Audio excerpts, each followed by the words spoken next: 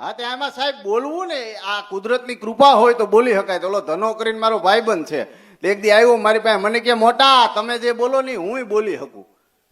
મેં કીધું કાંઈ વાંધો નહીં. એમાં હું મને કે તમે આટલા બધા પેમેન્ટ લઈ લ્યો, આના કરતાં સીડીયું મૂકી દેવા. મેં કાંઈ વાંધો નહીં ભાઈ. એક દી સાહેબ આવો સરસ મજાનો જાહેર કાર્યક્રમ ને 2000 માણા બેઠેલું. આ 2000 ઓડિયન્સ હતું ને અહીં નીચે આમ સાઈડમાં બેઠો હતો. મેં ઊભો કર્યો, કે અહીંયા આવો ભાઈબંધ છો, અહીં બેસ, અહીં બેહીત મજા આવે એમ કરીને સાહેબ મેં અહીં બેહાડીને મેં હળવેક દઈને બાજુના માઇકમાંથી એટલું કીધું, મેં કીધું હવેનો કાર્યક્રમ છે એ આ મારો ભાઈબંધ ધનેશ કુમાર હલાવશે. અને અહીં બેઠા પછી આમ જોયું ને તો ગોટે ચડ્યો. મને કે હું બોલું? મેં ગાયડું સિવાય બધું બોલશે, એટલે કે મારશે.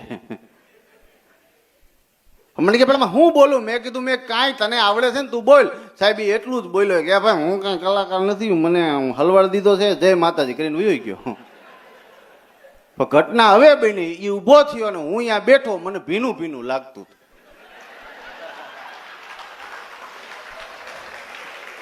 આ સમજી જાવ એની મજા.